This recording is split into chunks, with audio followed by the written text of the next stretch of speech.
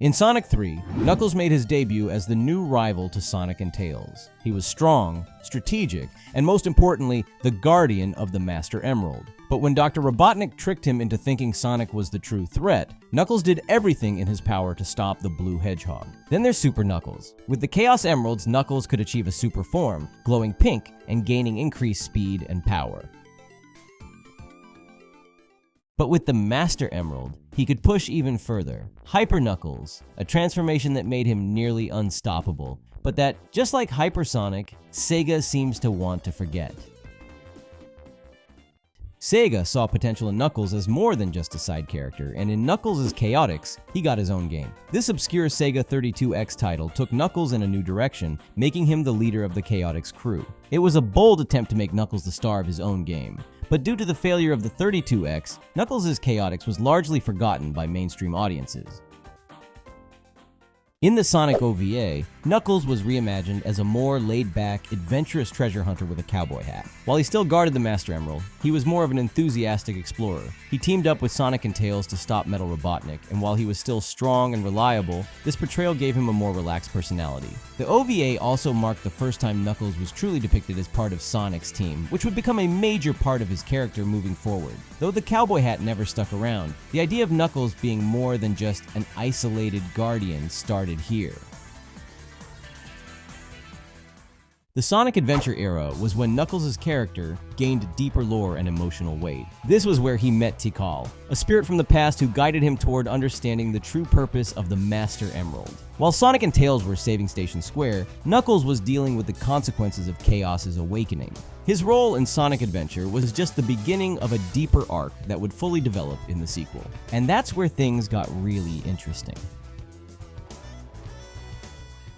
But before that, out of all of Knuckles' animated appearances, Sonic Underground is the one most fans forget, or actively try to forget. Unlike other Sonic media, Knuckles didn't appear until much later in the show, but when he did, things got weird. What made Sonic Underground Knuckles especially strange was the show's awful animation quality. His design fluctuated from scene to scene, sometimes looking completely off-model. While this version of Knuckles is rarely acknowledged today, it remains a bizarre relic of late 90s Sonic media, a time when anything and everything could happen to the franchise.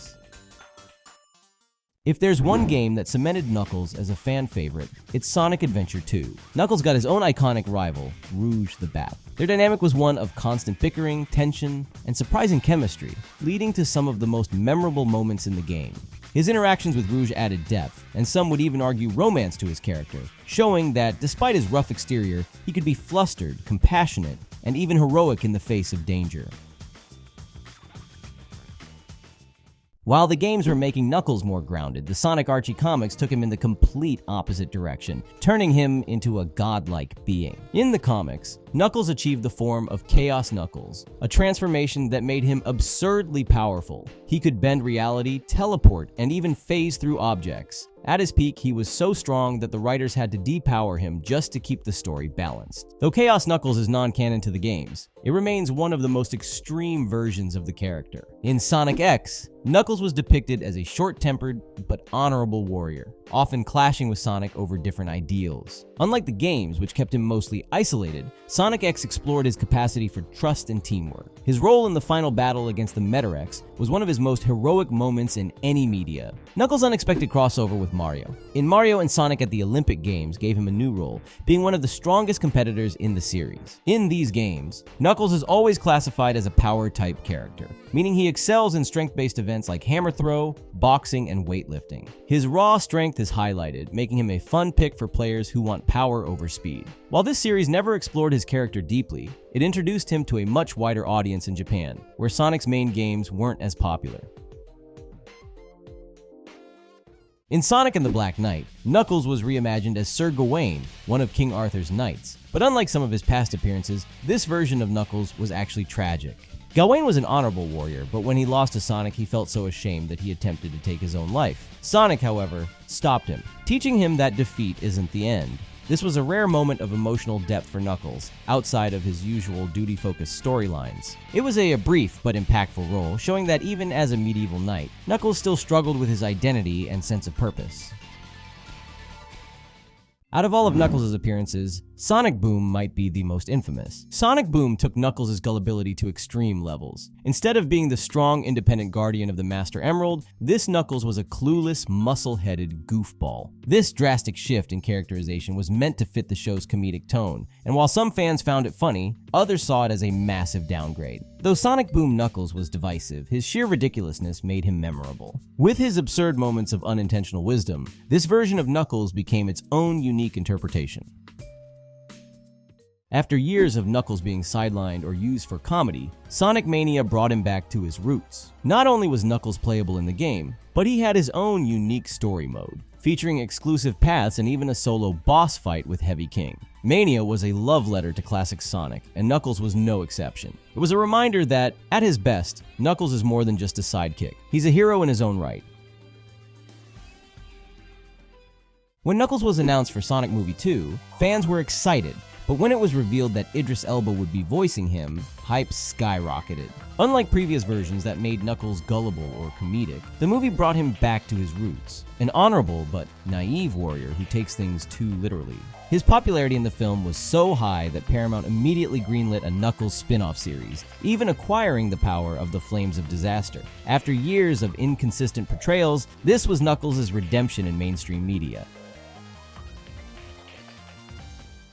Sonic Prime gave us a unique spin on Knuckles with Knuckles the Dread, an alternate universe version of him as a pirate captain. While this version of Knuckles still had his warrior-like nature, he also had a more adventurous and independent spirit.